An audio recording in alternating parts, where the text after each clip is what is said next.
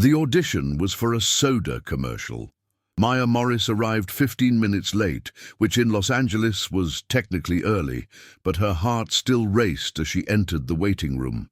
The receptionist, a woman in her mid-40s with acrylic nails that clacked against the desk, didn't even look at her. Name? Maya Morris. I had an appointment for 2:30. The receptionist flipped through a clipboard as though searching for a criminal's name. I don't see you here. Maya felt that familiar tingling in her chest, the familiar tingling of failure. It had been 3 years since she'd moved to Los Angeles with a suitcase full of dreams and a credit card already maxed out at $10,000. In that time, she'd done exactly 2 commercials, one for a fiber supplement that was cut before airing, and another for a food delivery app where her only line was, "I loved it." Maybe you're looking at the wrong list, Maya suggested, trying to keep her voice light. The receptionist finally looked at her. Her eyes were the color of corporate tedium. Sweetheart, if you're not on the list, you don't exist here. Maya left the building 20 minutes later, having been informed that her agent had made an administrative error. Her agent wasn't really an agent. He was a roommate who understood the business and took 10% of nothing, which seemed appropriately honest. She drove her 2005 Honda Civic, a car that made concerning noises on turns, back to Venice Beach, where she shared a 2-bedroom apartment with Priya, a woman who worked in digital marketing and had an actual life. Priya had a salary. Priya had health benefits. Priya had a girlfriend of 4 years named Sophie, who sometimes slept on the couch and made coffee on weekends. The apartment smelled like burnt toast when Maya walked in. "You again?" asked Priya, draped across the couch, scrolling her phone with the disinterest of someone who really shouldn't be looking at screens right now. "I thought you had an audition." "I did. Wasn't in the system." "You need to get out of this profession," said Priya, and it wasn't unkind, just practical, like a doctor informing you that you had a mild but persistent illness. "So do you," Maya shot back, throwing her bag onto the couch. "And here you are, selling ads on Instagram to people who don't want to buy them." "Yes, but I get a bi-weekly paycheck and dental coverage while I do it." Maya was about to respond when her phone vibrated. It was an email from an address she didn't recognize, nosqlconnections@gmail.com. She clicked. Subject, Income Opportunity, Special Project. "Dear Maya, your profile was recommended by an associate. I'm looking for a woman for a discreet and well-compensated position. Details in person only. Coffee tomorrow? 10 in the morning. Coffee Bloom in West Hollywood. D. Parker." The email had all the hallmarks of a scam, or worse, a crime. But Maya was $2,000 in credit card debt. Her rent was due in 17 days, and her cat's food bowl contained only dry cereal because her cat Audrey was non-discriminatory. She replied, "I can make it." Sacer Coffee Bloom was one of those West Hollywood places that charged $8 for a cappuccino and had everyone wearing clothes that seemed to have cost more than Maya's apartment. The woman who stood to greet her when she walked in was in her mid-50s, blonde hair impeccably styled, a wool coat that whispered money in an expensive, silent accent. "Maya, I'm Diane Parker." She extended her hand, nails impeccably manicured, and smiled in a way that seemed genuine. "Thank you so much for coming." They sat at a table by the window. Diane ordered a green tea without caffeine. Maya ordered a cappuccino that cost $2 more than she'd budgeted. "So," Diane began, "you're an actress." "No, I'm trying to be," Maya corrected, that bitter phrase every actor in Los Angeles learned to say. "Right now, I'm more of a person who can't book roles." Diane laughed, a laugh that echoed like glass chiming. "Honesty. I like that." She stirred her tea and looked at Maya over the cup. "I'm going to be direct. My son James is a cardiologist, very successful, a billionaire. Unfortunately, he's also a hermit." Maya waited for the part that would make this a crime. "There's a corporate gala in Malibu this weekend, a fundraiser. My ex-wife will be there. She'll be with her new husband, a very young man, very handsome, very Diane paused expressively. Financially successful. I still don't understand. James deserves to be happy. Deserves to be with someone. Diane leaned forward. But he builds these walls. Trusts no one. He needs to see that there are women interested in him. Women who aren't just interested in his money. Ah, now she understood. You want me to pretend to be his girlfriend, said Maya. For one weekend. Saturday night through Sunday night, you'd come as his newest romantic acquisition. Diane smiled. He'd need to believe it's real. That's why I need an actress, someone who can make this seem true. And what about him? Does he agree to this? He doesn't know. Maya set her cup down with enough force to make a sound. You want me to lie to your son? I want to show him what's possible, Diane corrected. When he finds out, and he will, he'll have let himself feel something real again. He'll have seen that life isn't just work, and maybe, she hesitated, maybe he'll recognize that he deserves someone real, someone without walls. It was the most ridiculous plan Maya had ever heard. It was also completely unethical. It was also, and she would only admit this in her head, intriguing. How much? She asked. $5,000. Maya blinked. I'm sorry, 5,000? No, $5,000 for one weekend. You'd arrive Friday night, get professional hair and makeup, wear a dress I'll buy for you, and act as James's girlfriend at an event. Simple acting. No physical contact beyond being close, or maybe holding hands. And if he finds out, he will find out. But that's after the weekend. Diane leaned back, her smile serene as a cat's. Are you very good at hiding emotions? At seeming like you're in love with someone? Maya thought about her 2 commercials. She thought about all the auditions she'd done. She thought about her skinny cat at home, her shared apartment, her screaming credit card. When do we start? She asked. $5,000. $5,000 was enough to make her entire world seem less grey when Maya left that coffee shop. $5,000 was rent. It was food. It was sanity. Priya almost fell off the couch when Maya told her, You agreed to pretend to be the girlfriend of a rich stranger for money. Yes, said Maya. Do you realize how that sounds? Like drama. Maya opened her refrigerator to confirm again that it was empty. And yes, but it's $5,000, Priya. 5,000. I can breathe for months. You could get sued. For what? I consented to attend an event. Priya considered that. Is this really something you're going to do? Actually? Maya sat on the couch next to her. What else can I do? Should I wait for roles that never come? Should I work at a cafe and pretend I'm being patient while my life passes? I'm 28, Priya. I don't have time for patience. If a rich man needs an actress for a weekend and his mother is willing to pay $5,000, why not? Priya touched her shoulder. Because you have a big heart, and people with big hearts get hurt. Maya knew Priya was right. But $5,000 was more real than a big heart. Friday arrived with the speed of a car crash you see coming, but can't avoid. Diane picked her up in a black car with tinted windows, one of those cars that whispered money as loudly as the coat. She had bought a dress for Maya, one that cost more than the sum of everything Maya owned. It was gold, pure and brilliant, and fell across her body as though it had been made for her. You're perfect, said Diane as they drove toward Malibu. Maya knew she wasn't. She knew she was an unemployed actress in a borrowed dress, in a car that didn't belong to her, heading toward a lie that would unravel, but at least she was being paid for it. James's house in Malibu was what every house in Malibu is, an exercise in scale and good taste. This meant it was absolutely enormous. It seemed to float above the ocean. There was glass everywhere.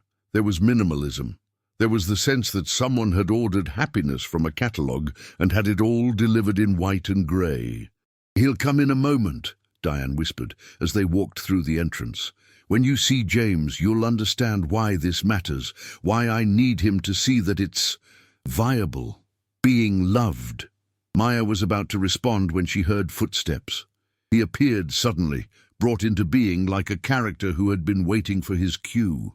He was tall, with shoulders that filled a grey sweater in an inherently disturbing way. He had dark hair and eyes the colour of the ocean outside, and when he saw his mother, his face hardened. "Mum, you shouldn't be here." "James." Diane walked forward as though she were in a thriller. "There's someone I wanted you to meet." His eyes moved to Maya.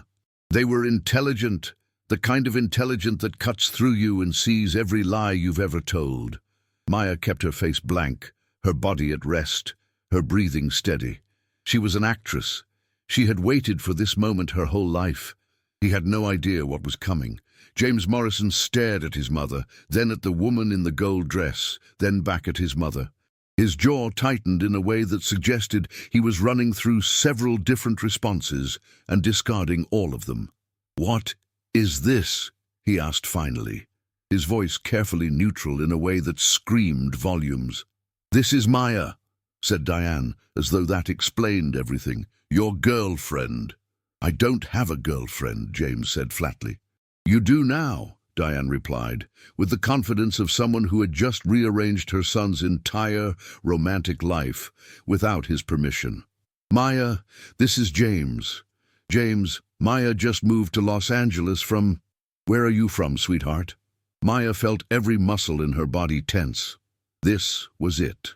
This was the moment where she either committed to $5,000 or admitted she was part of an elaborate deception. She chose $5,000. "Portland," she said smoothly, extending her hand. "It's nice to meet you." James looked at her hand like it might bite him. After a moment that stretched into the uncomfortable, he shook it. His hand was warm and calloused in unexpected places. Not the soft hand of a man who spent his life in hospitals, but someone who did something physical when no one was watching.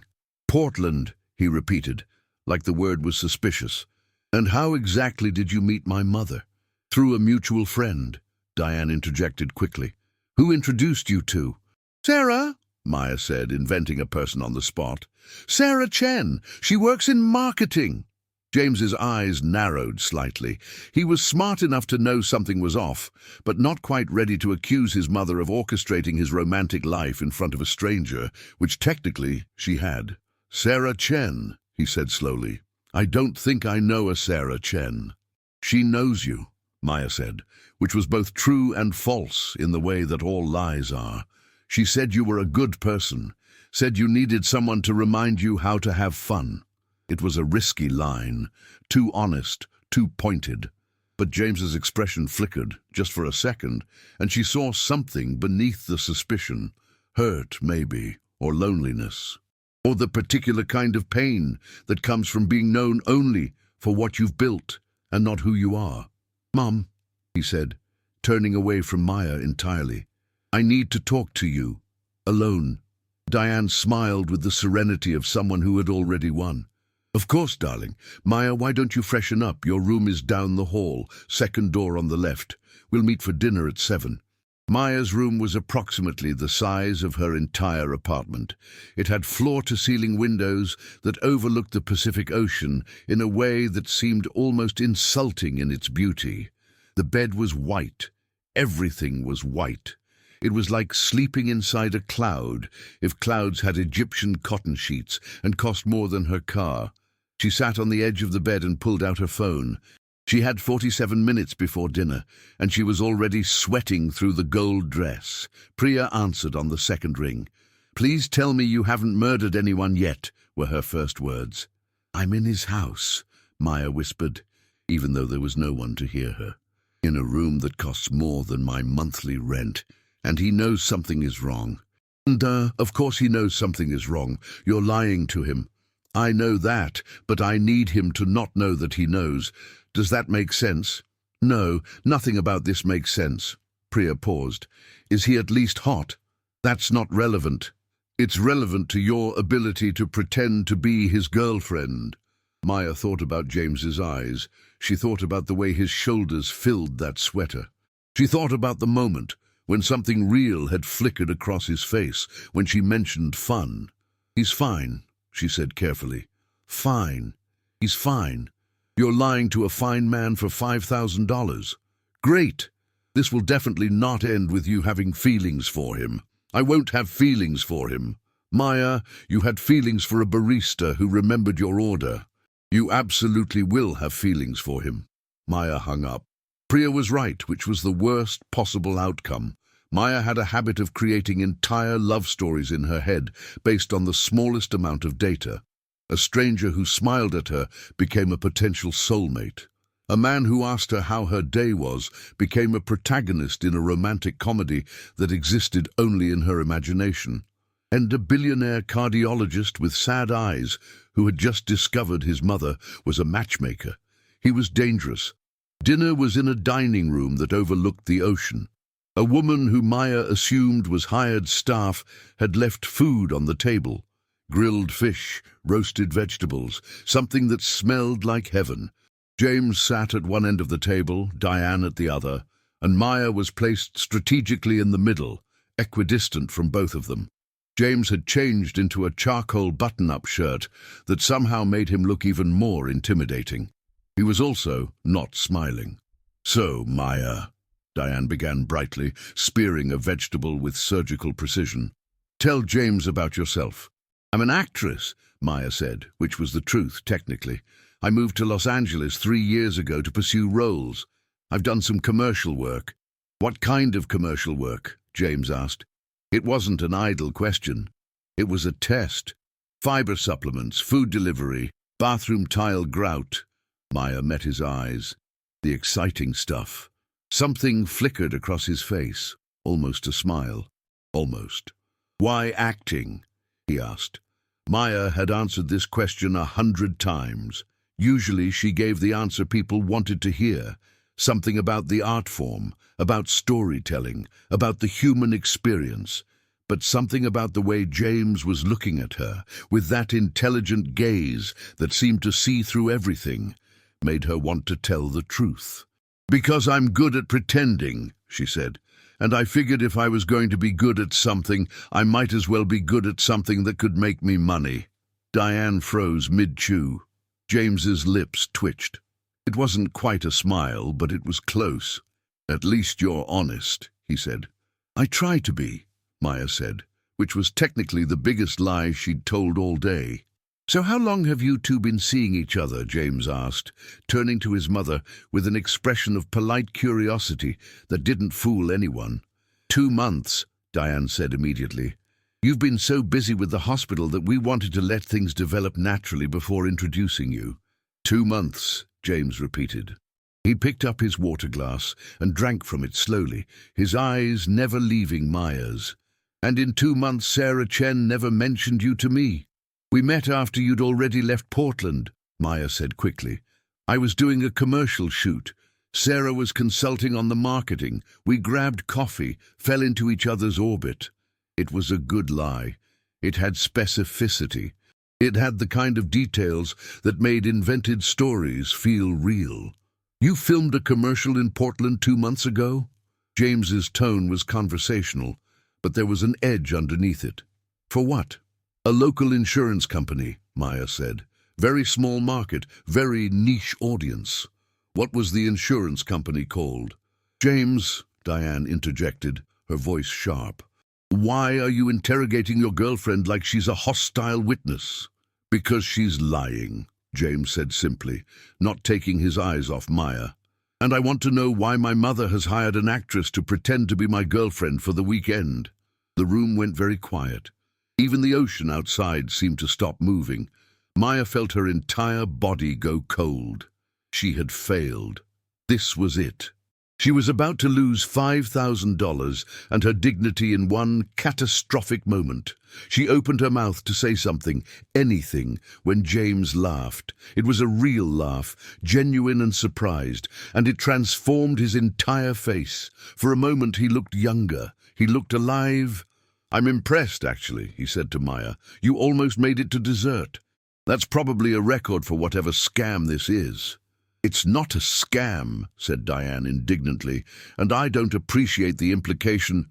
"Mom, you hired an actress to pose as my girlfriend. That's literally the definition of a scam." It's an intervention, Diane corrected. You're lonely. You work too much. You need to remember what it feels like to be... What? To be deceived? James set down his fork. To have my romantic life orchestrated like I'm a child who can't manage my own affairs. You're not managing your own affairs. You're 41 years old, and you haven't had a serious relationship in 5 years. Because I'm a good judge of character, James snapped. I date women who want my money, I realize they want my money, and I move on. At least that's straightforward.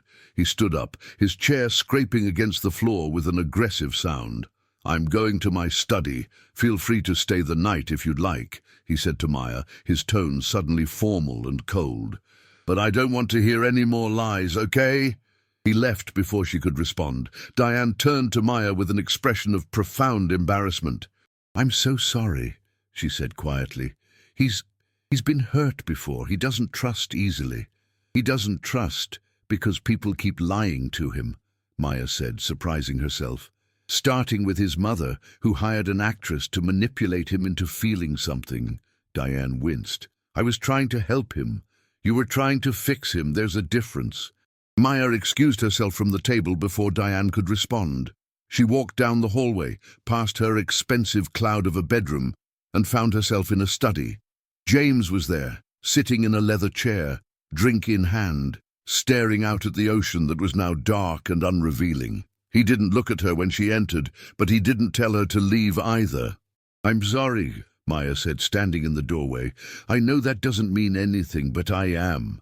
How much did she pay you? James asked. $5,000. He made a sound that might have been a laugh or might have been something else entirely. She actually paid someone to pretend to love me. He trailed off. That's very my mother. She didn't hire me to love you, Maya said. She hired me to pretend to date you, to remind you that you're capable of being loved, which is actually kind of not the worst thing. It's manipulative, James said flatly. Yes, Maya agreed, but the intention was good. He finally looked at her. In the soft light of the study, his eyes were a different shade of blue, deeper, sadder, more complicated. Who are you really? He asked. I'm a 28-year-old actress from Venice Beach who is very good at lying, but apparently not good enough. Maya sat down in the chair across from him, uninvited. I've been in Los Angeles for 3 years. I've booked 2 commercials. I have a cat named Audrey who eats dry cereal. I share an apartment with my best friend who works in digital marketing. And I needed $5,000 very badly. Why? Credit card debt, rent, general survival. James studied her for a long moment. Do you actually have a commercial on Saturday night, or was that also a lie? Also a lie, Maya admitted. Your mother wanted me to be available all weekend. Of course she did. He stood up and walked to the window.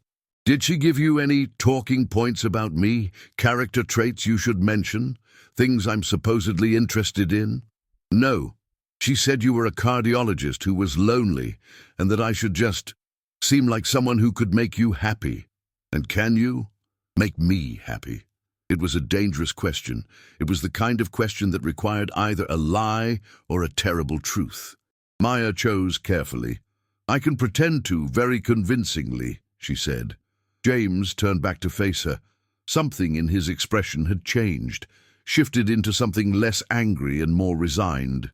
Well, he said, if we're doing this, we should at least get the story straight.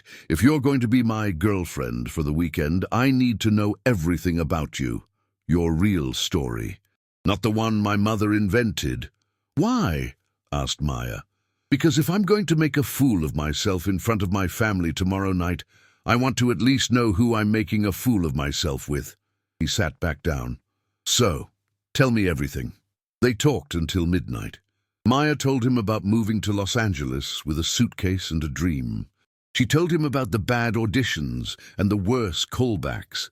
She told him about Priya, about Audrey, about the day she realized she might never be more than the fiber supplement girl.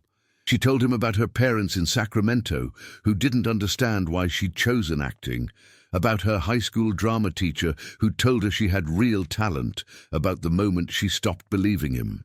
James told her about medical school, about the pressure to succeed, to be perfect, to build something that would prove he was worth something, about the women who dated him for the money, then revealed the kinds of things that money could buy, about the one woman who he'd actually loved, who'd left him because he was emotionally unavailable, which he now realized meant he wouldn't let her hurt him as badly as the others had. "That's fair," said Maya. "Being emotionally unavailable is probably a reasonable deal-breaker." "I know," said James. "That's why I stopped trying." And by the time they finished talking, the ocean outside had turned from black to grey to something approaching light. They were both exhausted in the way that comes from real conversation, the kind where you can't take back the things you've said. "So," said James as dawn broke, "tomorrow we pretend you're my girlfriend." "Tomorrow we pretend," Maya agreed. "And you'll make it convincing." Maya thought about the gold dress. She thought about the gala, full of people who knew James, who watched him with the prying eyes of the wealthy. She thought about how his mother was counting on this working, not because she was manipulative, but because she was a woman who loved her son and didn't know how to help him anymore. "Very convincing," she said. James nodded slowly. "Okay then." He stood, and Maya stood with him.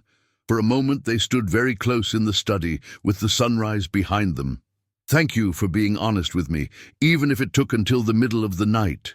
Thank you for not throwing me out immediately," Maya said. "The night's still young." But he smiled when he said it. It wasn't a big smile, but it was real. The gala was at the Malibu Country Club, a place that made Diane's house look humble. There were people everywhere, the kind of people who knew each other and had known each other for decades. The kind of people who could take one look at James's girlfriend and know she was new money, or worse, no money. Maya was terrified. She was also wearing a dress that cost more than her car. She had been professionally styled by a woman named Violet, who had somehow made her look like she belonged in rooms like this. Her hair fell in waves down her back. Her makeup was impeccable. And when James appeared in a perfectly tailored tuxedo, he took one look at her, and something flickered across his face that made her forget how to breathe. "You look beautiful," he said simply. "Thank you," she said, her heart doing something complicated in her chest. "You don't look so bad yourself." He offered her his arm, and she took it. The moment his skin touched hers, she felt it. That small spark that happens when two people have been talking until dawn about their deepest failures and most secret hopes. This was going to be a problem. But she smiled anyway and let him lead her into the gala. The ballroom was a symphony of excess. Crystal chandeliers hung from the ceiling like frozen waterfalls. Round tables draped in white linen held centerpieces of white roses and orchids that probably cost more than Maya's monthly rent. The orchestra played something classical and understated, which somehow made the extravagance feel even more obscene. James's hand rested on the small of Maya's back as they entered, a gesture that was probably meant to look possessive, but felt oddly protective. His jaw was tight. His shoulders were tense. He looked like a man walking toward his execution. "Breathe," Maya whispered. "I am breathing," he said. "No, you're not. You're doing that thing where you hold your breath because you're anxious. I can feel it in how you're holding me." He exhaled slowly, and she felt some of the tension leave his body. "How do you know I do that?" he asked. "We talked until sunrise. People reveal things about themselves in their body language that they don't realize. You also tap your fingers when you're thinking hard, and you have a habit of running your hand through your hair when you're frustrated." "Great," he said dryly. "You're going to use my anxiety tells against me. I'm going to make you look less terrified, so your mother doesn't think her plan failed in the first 5 minutes." A woman appeared in front of them so suddenly it was like she had materialized from the ether. She was elegant in a way that suggested decades of knowing exactly what to wear, say, and do in every situation. She had James's eyes and about a decade of excellent skincare. "James!" she exclaimed, air-kissing both his cheeks without actually touching them. "Finally you're here. We were beginning to think you'd cancelled entirely." Her gaze moved to Maya, and something in her expression shifted, became more predatory. "And who is this?" "Mom, this is Maya. Maya, this is my mother, Victoria." Victoria extended a hand that felt like holding a bird, delicate, expensive, and ready to fly away at any moment. "How lovely," Victoria said, but her tone suggested it was anything but. "How did you meet my son?" This was it. This was the moment where the lie became real, became tested, became something that had to hold up under scrutiny. "Through a mutual friend in Portland," Maya said smoothly. "We grabbed coffee and just hit it off." "Portland," Victoria repeated like the word was distasteful. "How rustic. What do you do there?" "I'm an actress," Maya said. "I moved to Los Angeles 3 years ago to pursue acting."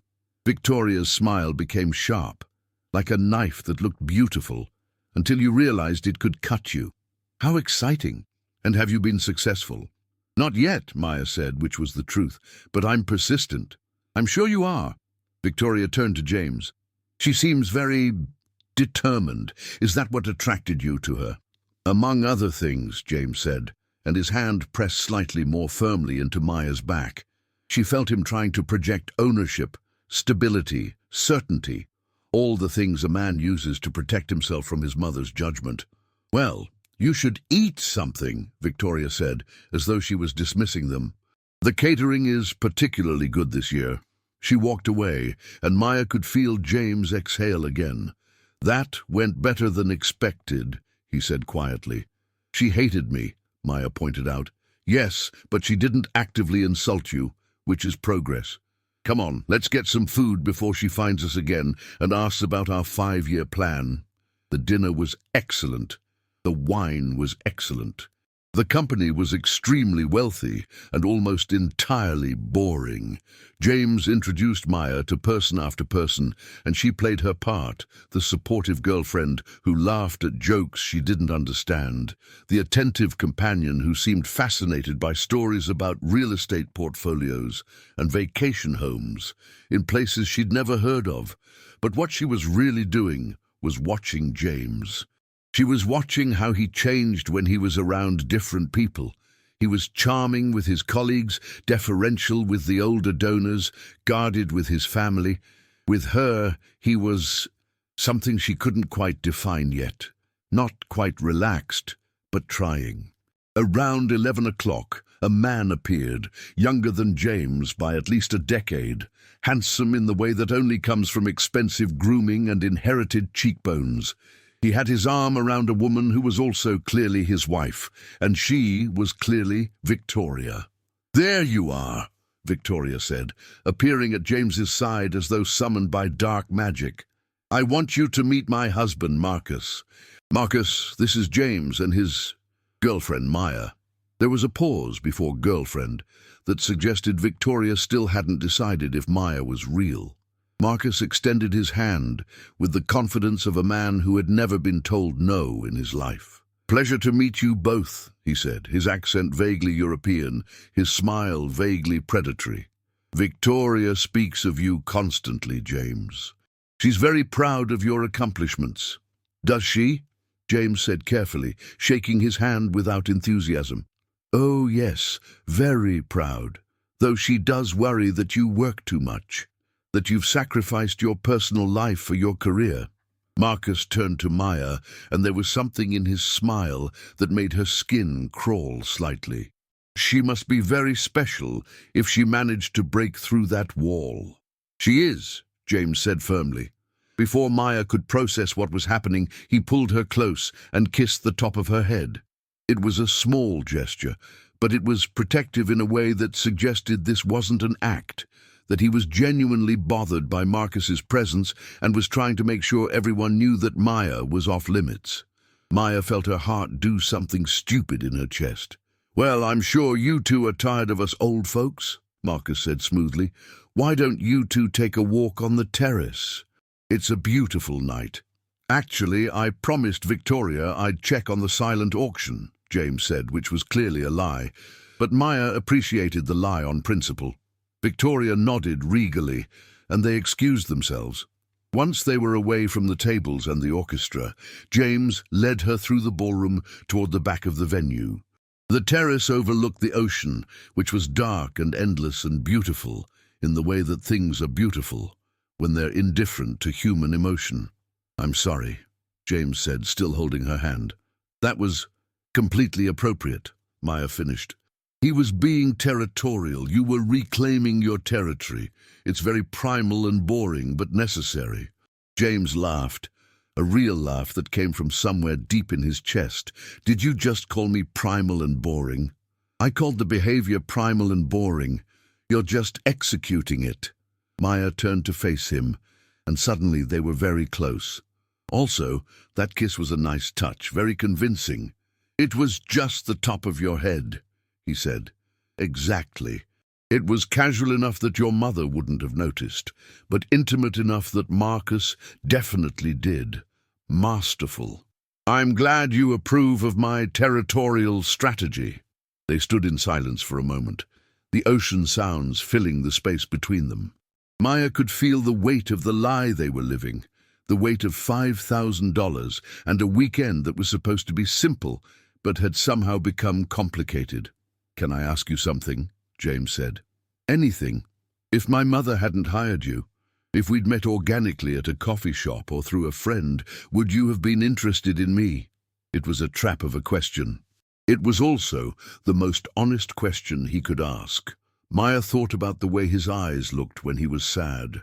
She thought about the way he'd stayed up until sunrise, listening to her talk about her failures. She thought about how he'd laughed at her jokes, and how he looked in a tuxedo, and how his hand felt against her back. "Yes," she said quietly. "I think I would have been."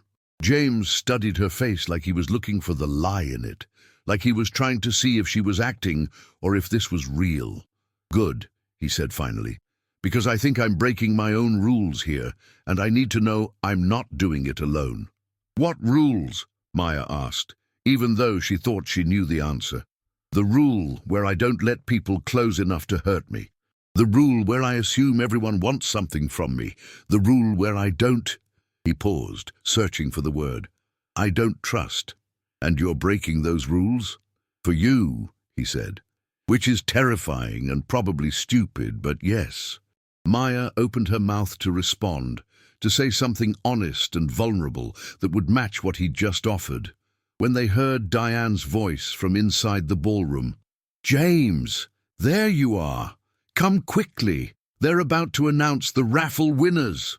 The moment shattered. The ocean sounds returned. The lie resumed. "We should go," James said, but he was still holding her hand. "We should," Maya agreed, but she didn't move. He pulled her hand to his chest, right over his heart, and she could feel it racing. "When this weekend is over," he said quietly, "I want to take you to dinner, a real dinner, not with my mother or my family or anyone else, just us. James, I know this is complicated. I know my mother paid you. I know this was supposed to be simple and it's not anymore. But I need you to know that I'm asking, not as part of the charade, for real." Maya's throat felt tight. She thought about $5,000. She thought about going back to her apartment and Priya saying, "I told you so." She thought about pretending this was real for a weekend and then pretending it was over. "Okay," she said. "Okay? Okay, I'll have dinner with you, for real." He kissed her then, not the top of her head, but actually kissed her. It was soft and careful and tasted like the expensive wine they'd been drinking. It tasted like honesty. It tasted like a problem. When he pulled away, his forehead was against hers. "This is going to get complicated," he said. "Very," Maya agreed. "My mother is going to feel triumphant. Extremely. We're probably going to hurt each other." Maya pulled back just enough to look at him. "Probably," she said, "but not tonight. Tonight we're just two people pretending, and it feels very real." The rest of the evening was easier because something had shifted. They were still performing, but the performance felt less like a lie and more like a truth they were both consenting to. They danced, badly, both of them, in the middle of the ballroom, while Victoria watched with barely concealed satisfaction. They made jokes that only they understood. They touched each other the way people who've known each other for months touch, with the kind of ease that comes from trust. When Victoria finally cornered them near the dessert table, she was almost glowing. "I have to say," she told James, "I'm genuinely impressed. She seems completely different from your usual type." "That's because she is," James said, and his hand found Maya's. "She's real." Victoria looked at Maya with something that might have been respect. "Well, I suppose I should thank you for breaking through his defenses. Lord knows I've been trying for years." "I just listened," Maya said, which was partially true.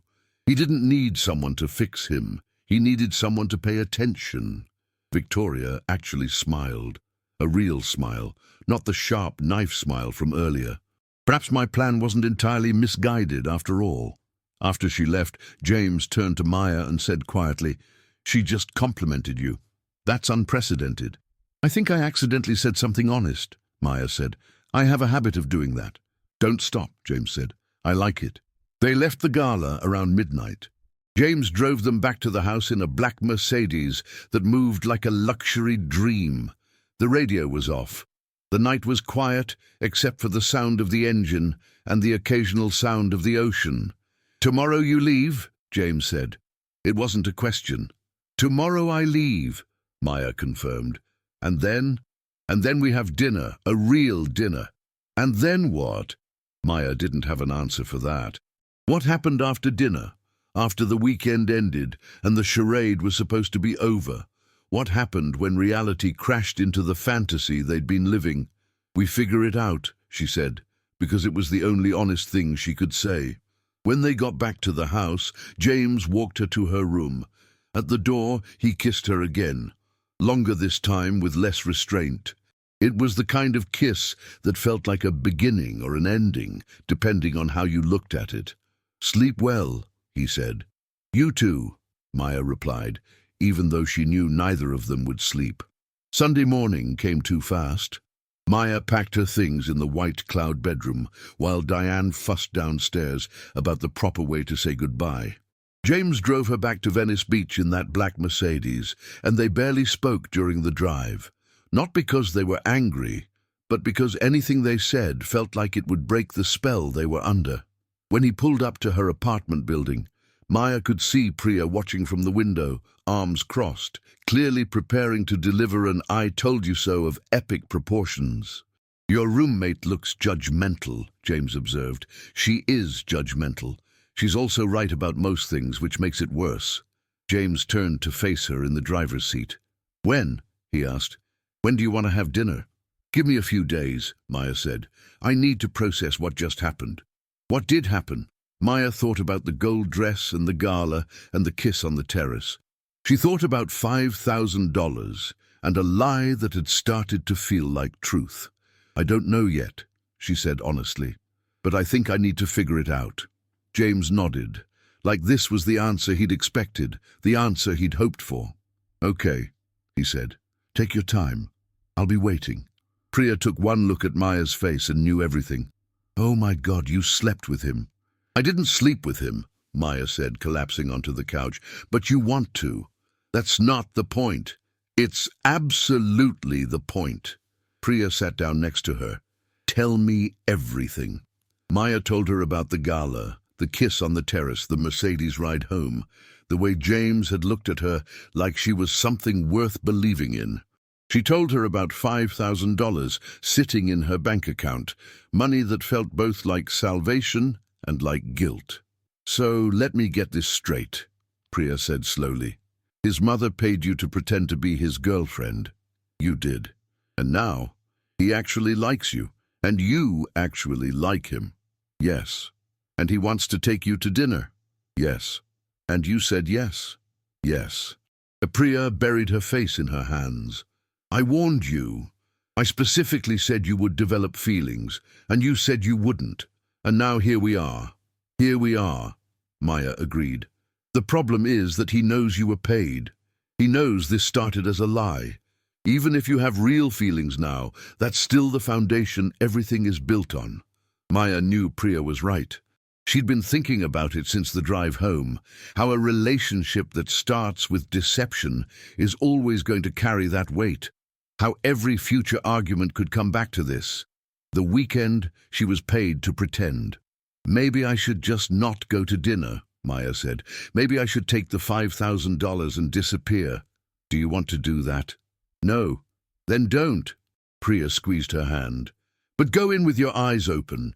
He's hurt before. You've got financial insecurity. You're both good at lying. This could either be beautiful or catastrophic. Those are my only two options? Those are everyone's options. You're just hyper-aware of it because you started by lying." James called on Wednesday. Maya let it ring twice before answering. "Hi," she said, her voice higher than normal. "Hi." He sounded nervous. "Is this weird? This feels weird." "It's definitely weird," Maya agreed. "Good weird or bad weird?" "I don't know yet." There was a pause. "There's something I need to tell you," James said. "Something I found out after you left." Maya's stomach dropped. "What?" "My mother didn't just hire you randomly. She had your audition information from an agency. She specifically looked for actresses who needed money. She created a profile of exactly what she thought would work for me. Someone ambitious, someone struggling, someone who would understand that money isn't everything because she didn't have it." "Oh," said Maya quietly, "which means you weren't just hired to pretend. You were hired to be specific, targeted, which is somehow worse than just hiring a random actress." "James, but it also means that when you told me the truth at midnight, when you stayed up with me and talked about your real life, that was still you choosing to be honest. That still counts for something." Maya felt tears prickling her eyes. "Why are you telling me this?" "Because I need you to know that I know how this looks. I need you to know that I'm going into dinner, understanding that the beginning was manufactured. But I also need you to know that everything after that kiss on the terrace was real, at least on my end." "It was real on my end too," Maya whispered. "Then have dinner with me, please. One dinner where we don't pretend, where we're just honest." The restaurant was Italian, small and intimate in a way that suggested James had thought carefully about where to take her. They ordered pasta and wine and talked about everything except the weekend. James told her about medical school, about the moment he realized he wanted to save hearts because his own felt broken. He told her about his father, who'd left when he was young, and how he'd spent his entire life building something that couldn't be taken away. Maya told him about her parents, about how they'd wanted her to be practical, but she'd chosen dreams instead. She told him about the auditions and the rejections and the moment she'd almost given up. By dessert, they were holding hands across the table. "I want to do this right," James said. "I want to take you out properly. I want to meet your friends. I want to know everything about you that isn't performed." "What if I disappoint you?" Maya asked. "What if the real me isn't as interesting as the version you met at the gala?" "Then I'll love the real you anyway," he said simply, and Maya believed him. That was the dangerous part. She actually believed him. They dated quietly for 3 weeks. James would pick her up from her apartment. They'd go to restaurants, museums, long drives up the coast. He met Priya, who was cautiously optimistic. He paid off 3,000 of Maya's credit card debt when she wasn't looking, which led to a fight about independence and pride. "I have money," he'd said simply. "You need help. I don't understand why that's complicated. Because I want to be with you because I choose to, not because I'm financially dependent on you." "You're not dependent on me. You're just letting me help." It was a conversation they'd have again, in different forms, over the coming months. 4 weeks in, James asked her to move in. Not officially, just to spend more time at his house. Maya hesitated. "I don't want you to feel obligated," she said. "I don't feel obligated. I feel like I'm falling in love with you and I want to see you more." The words hung in the air between them. "You're in love with me?" Maya asked quietly. "I'm falling," James corrected. "I'm not there yet, but I can see it coming." "That's terrifying." "Yes," he agreed, "but not as terrifying as the alternative, which is not trying." Everything was good until the article came out. It was in a gossip magazine, the kind that people bought at checkout counters and forgot about immediately. But this one had a picture of James and Maya at the restaurant holding hands and a headline that read, "Billionaire cardiologist's new love." Where did she come from? The article was mostly speculation, some pictures, a few quotes from unnamed sources about James finally being with someone. But at the very end, there was a mention of his ex-girlfriend, a woman named Catherine who'd dated him 5 years ago, and how Catherine was relieved he'd finally moved on. James read it 3 times before showing it to Maya. "It's nothing," he said, but his jaw was tight. "Gossip magazines say stupid things." But Maya could see something shift in him, could see the walls going back up. The old fear that people wanted something from him, that every relationship was transactional, was creeping back in. "Are you okay?" she asked. "Fine.